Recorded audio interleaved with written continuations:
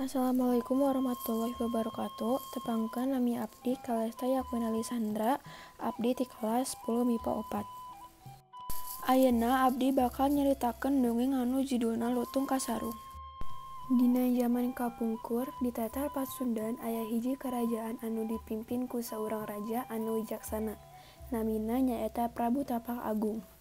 Prabu Tapak Agung ngagaduhan dua anak awewe anu geulis namina Purbararang sarta adina Purbasari.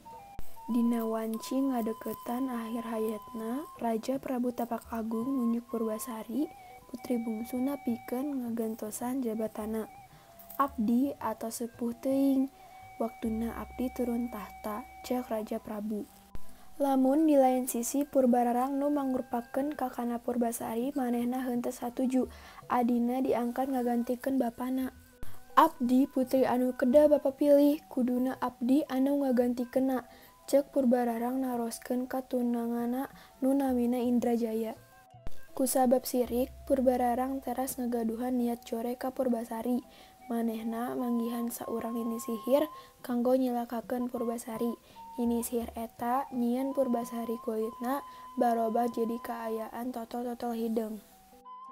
Santos kitu Purbararang janten gaduh alesan kanggo ngusir kakana. "Jalma anu dikutuk sapertos maneh henteu pantes jadi saurang ratu," ceuk Purbararang. Saterusna manehna nitah saurang patih kanggo ngasingkeun Purbasari ka hiji leuweung. Salila di leuweung Purbasari ngagaduhan seueur rerencangan nu mangrupakeun sasatoan anu balagar ka manehna. Di antara sasatoan aya hiji monyet anu buluan hideung nu misterius namina nyaeta Lutung Kasarung. Dina semedi eta tanah nu aya di deket Lutung Kasarung barobah jadi hiji telaga alit. Caina herang kacidaan, caina ngandung ubar anu seungit pisan. Enjing powena Lutung Kasarung manggihan Purbasari sarta nitah Purbasari ibak di telaga eta. "Naon mangpaatna pikeun abdi?" pikir Purbasari. Nangging anjeunna nurutkeun wae. Teu lami sanggeus manehna nyeburkeun awakna, kulitna barobah jadi bersih sarta geulis sapertos harita deui. Satepina di hutan, Purbararang manggihan adinya si Purbasari. Purbararang teu percaya ningali adina tiasa jadi geulis deui kos harita.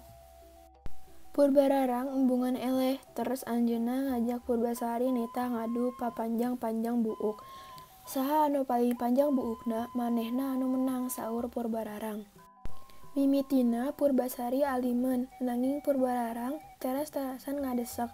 Nah pas ditingali, buuk Purbasari malah nu leuwih panjang ti Purbararang. "Kajen ayeuna abdi eleh, nanging ayeuna hayu urang paganteng-ganteng tunangan." "Tah ieu tunangan abdi," saur Purbararang sabari nyamperkeun ka Indrajaya.